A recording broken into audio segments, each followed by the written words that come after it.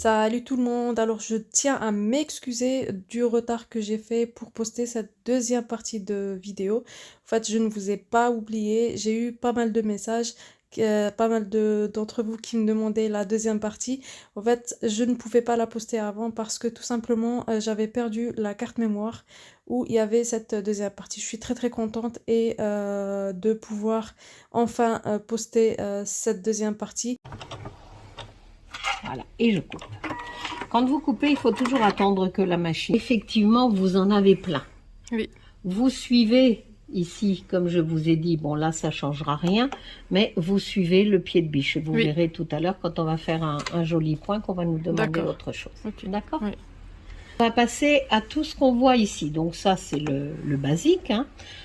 Mais ici, nous avons A, le petit cœur, et B. Ça veut dire que si je vais sur cette partie, quand je me positionne ici, c'est la création de séquences. La preuve, c'est qu'on a séquence ici. D'accord. Donc là, ça veut dire que je vais pouvoir choisir un joli motif, un autre motif, etc. C'est-à-dire, si je veux le 118, je vais pouvoir avoir un cœur.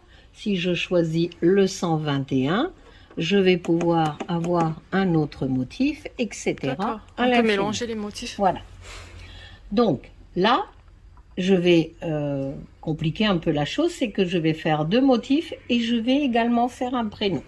Donc, mon fameux curseur doit toujours bouger. Oui. Et bien sûr, pour accéder à l'alphabet, il va falloir que je monte ici, que je déplace mon curseur. Je vais également pouvoir avoir une majuscule, je vais pouvoir avoir les minuscules, les points avec évidemment des accents et les chiffres. Et bien sûr, les espaces, parce que ça aussi je peux.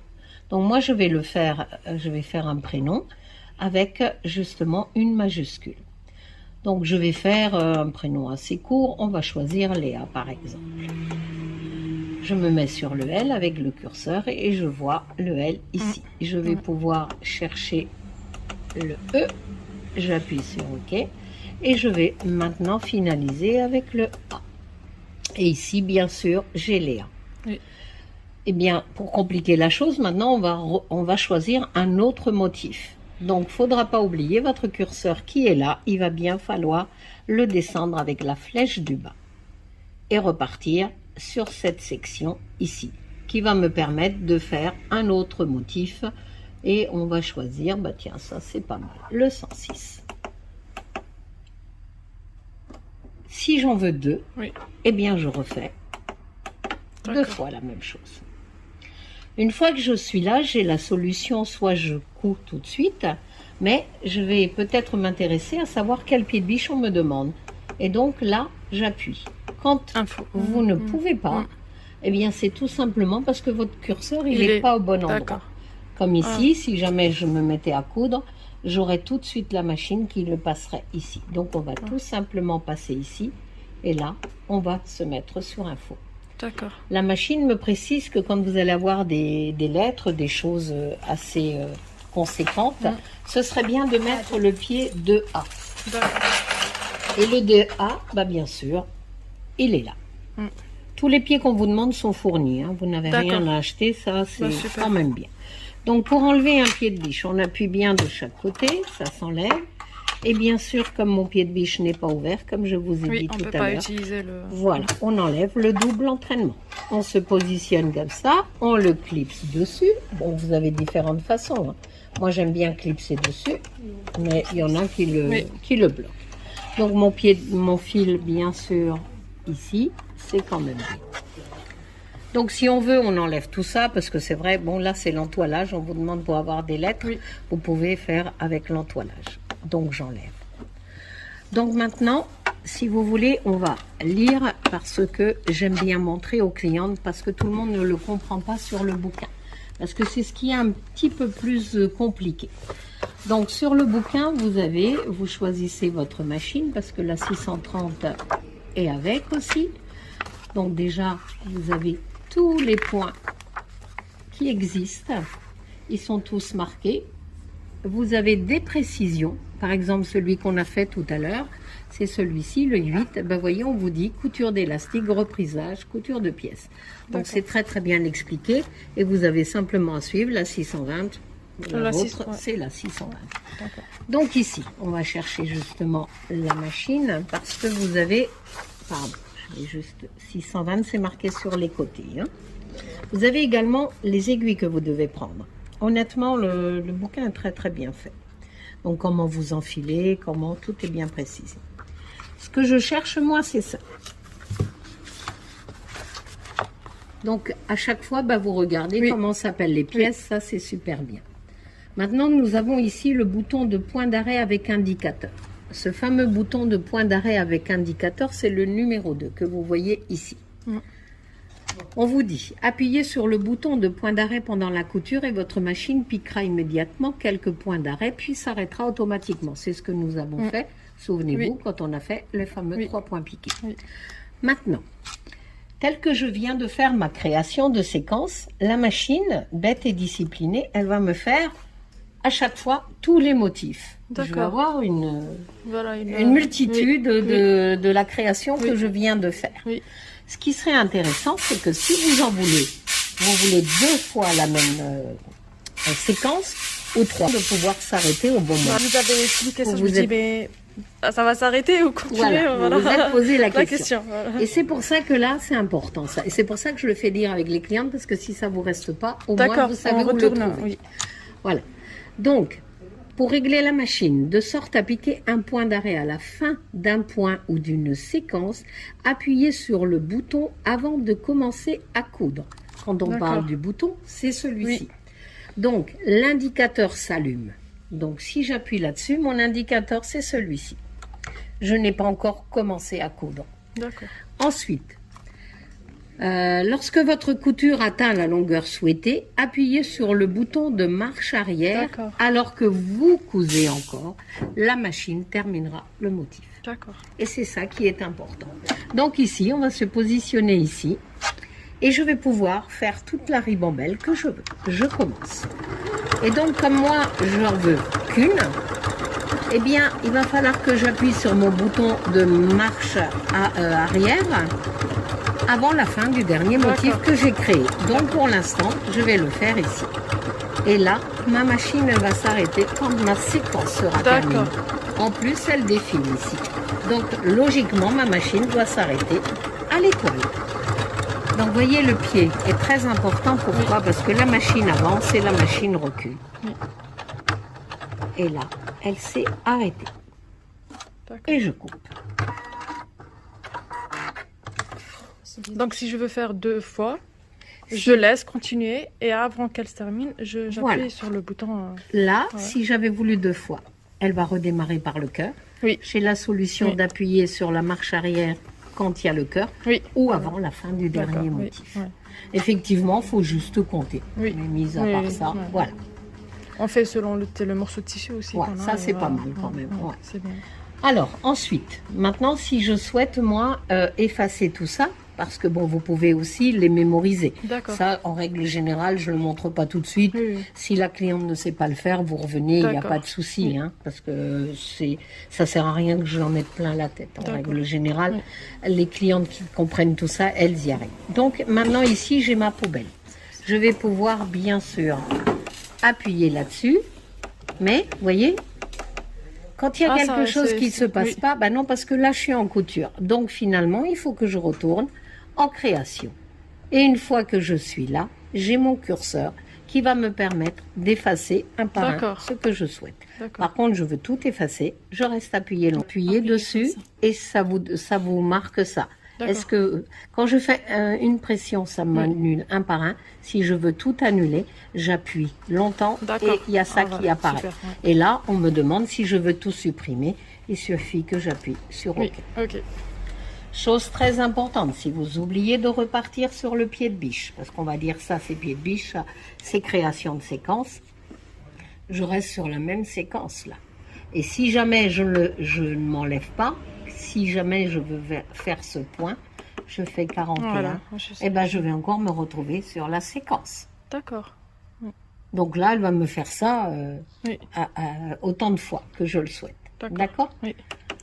Voilà, donc il faut, si vous voulez repartir sur un point normal, il faut que vous repartiez avec votre curseur sur le pied de biche. Le pied de biche, ça me permet de coudre. D'accord. Nous avons encore ça à voir. Ça, c'est super bien. On va avoir ceci. On va le faire avec ça, le 123. Donc, le point 123. On va le faire simplement comme ça, sans coudre. Vous allez très vite le comprendre. Vous avez ici votre petite feuille avec cette poire qui est en bas à gauche. Si j'appuie ici, ça va rester donc en haut, toujours à gauche. Et là, si j'appuie ici, on va repartir de côté en haut à droite et en bas à droite. On peut changer de position du dessin comme on veut. Oui. Tout à fait. Ensuite, il vous reste ceci. Ceci à voir. Et pour le voir, je le montre avec ce genre de point, le 80. Moi, je dis toujours, je suis le condensé du bouquin. Ah. Oui. Donc ici, vous voyez que j'ai ma largeur de point, parce qu'une largeur de point, quand j'explique aux novices, même si vous ne l'êtes pas, j'aime bien dire qu'une largeur de point, pour bien comprendre, c'est le zigzag. Et si je fais de gauche à droite de chez moi, ben c'est ma largeur. Oui. Si je fais une longueur de point, qui normalement devrait être ici, mais là avec ce point on ne le voit pas, la longueur de point qui est là, eh bien c'est pareil que si vous faisiez un 100 mètres. Vous êtes là et vous courez, vous avancez, ça c'est une longueur de point. Donc ici, si je regarde ça, je suis à 0,4. Si je me positionne ici, je suis là. Regardez ce qui va se passer. Pour la largeur de point, je vais pouvoir, ici, ça ne bouge pas. Mais là, vous voyez évidemment que ça c'était le maximum. Voilà, c'est normal, ça bouge pas. Voilà, ça me diminue ça. Ici, je vais pouvoir positionner ma longueur de point. Je suis en train de la réduire, mais ça me change aussi ma largeur. Enfin là, c'est l'écartement et puis ça. Maintenant, on va faire l'inverse. On va aller sur l'autre. J'avais mis le 80. Voilà. Quand vous voulez, au lieu de vous amuser à revenir à plus ou moins, moi je change et ça va beaucoup mieux. Et là, j'ai ça qui apparaît en appuyant sur Alt. Je vais faire la même chose que tout à l'heure. Je vais appuyer sur le moins et je vais avoir, là, il n'y a rien qui change, ma largeur de point qui descend.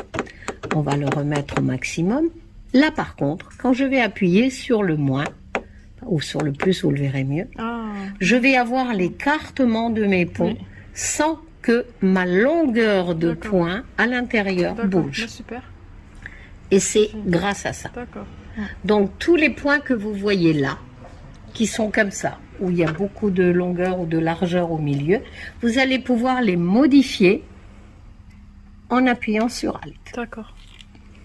Voilà. Et l'avantage, c'est qu'un point en chasse un autre.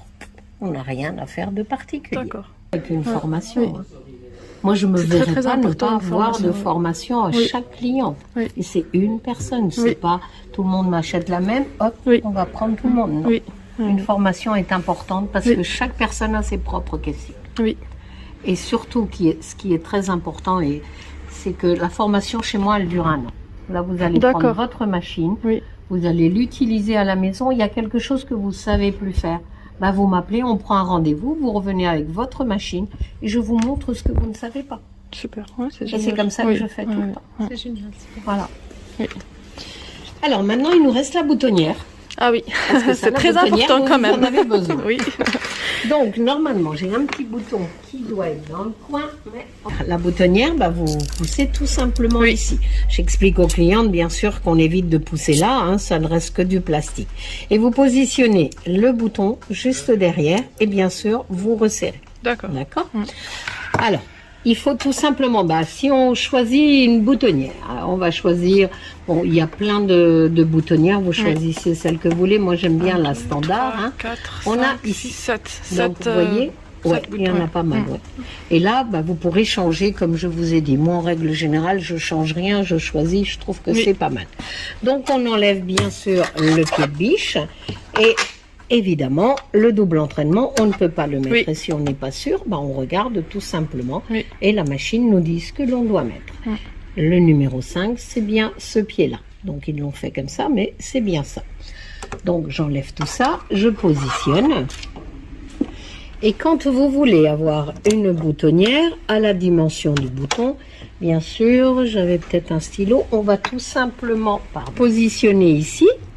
Et la croix que je fais, évidemment, ou l'épingle hein, que vous mettez, ça dépend, eh bien, vous devez la positionner également ici. Donc, je soulève, je me positionne là. Et j'essaie d'être dessus. Hop, ça doit être ça, plus ou moins. Et bien sûr, maintenant, pour pouvoir démarrer, il me manque quelque chose. Il faut absolument que je descende ceci que vous avez derrière. Et vous la mettez juste derrière la butée. Très important, c'est un capteur qui est là. Donc, il faut le descendre bien droit. Il faut faire attention de ne pas le tordre. Et une fois que j'ai fait ça, j'ai tout simplement à avancer à la vitesse que je souhaite. Je dirige bien sûr mon tissu. Parce qu'un tissu, on doit toujours le tenir, il n'y a pas de souci. Et on doit laisser glisser entre nos doigts. Comme je dis, il faut caresser le tissu. Il ne faut pas pousser, il ne faut pas tirer. Voilà. Et là, la machine, elle s'arrêtera toute seule. Elle me fera le point d'arrêt.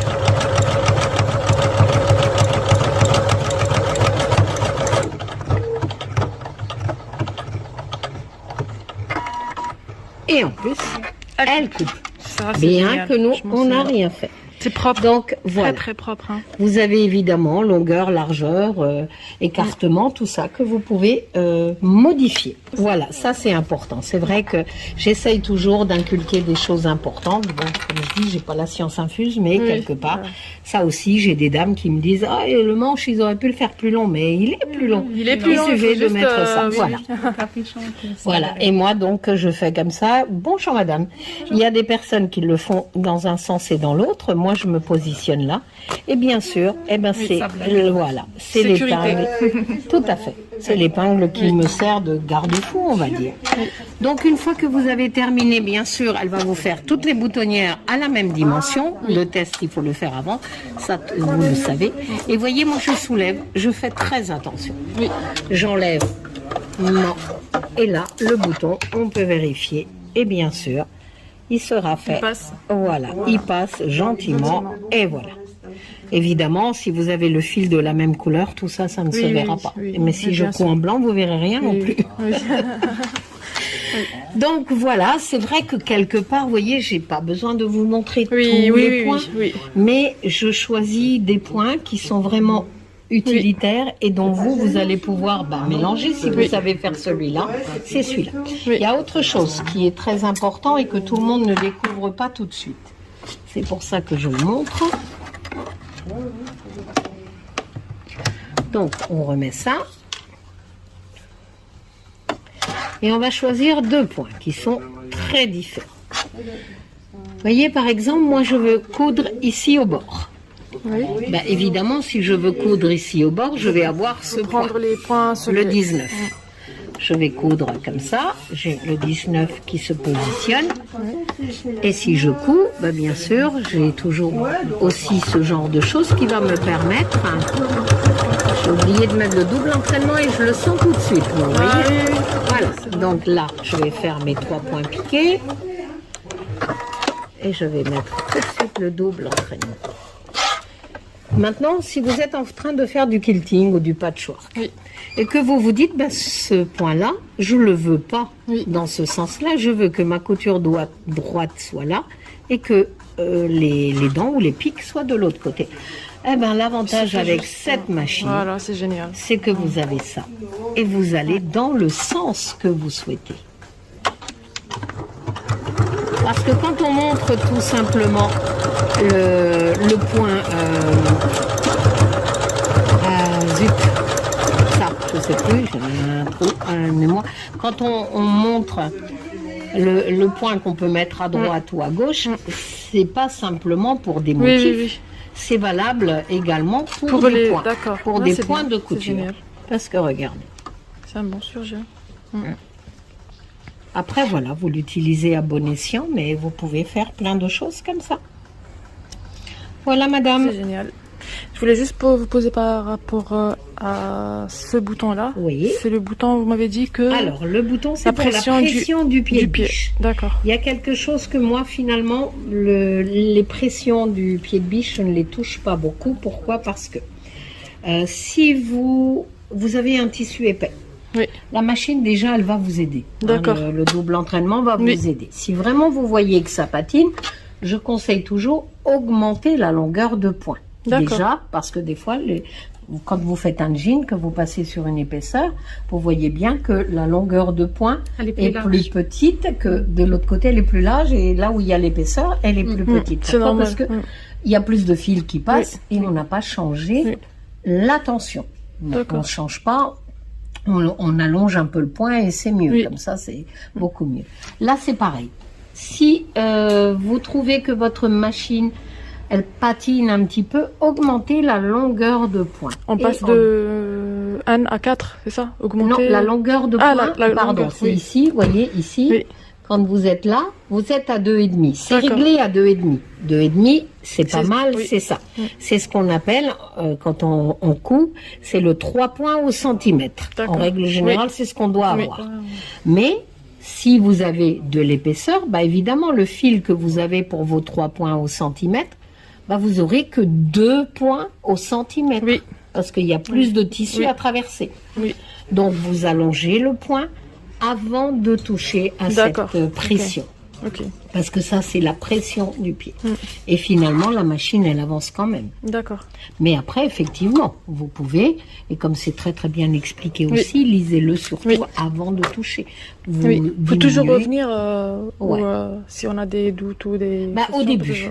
Moi, je dis toujours, bon, soit il y a le bouquin, soit il y a moi. Vous rencontrez un souci, vous m'appelez. D'accord. Déjà, vous venez d'Ilzac, vous venez jamais sans appeler parce que comme ça, j'ai une tranche horaire. C'est normal. Je suis disponible.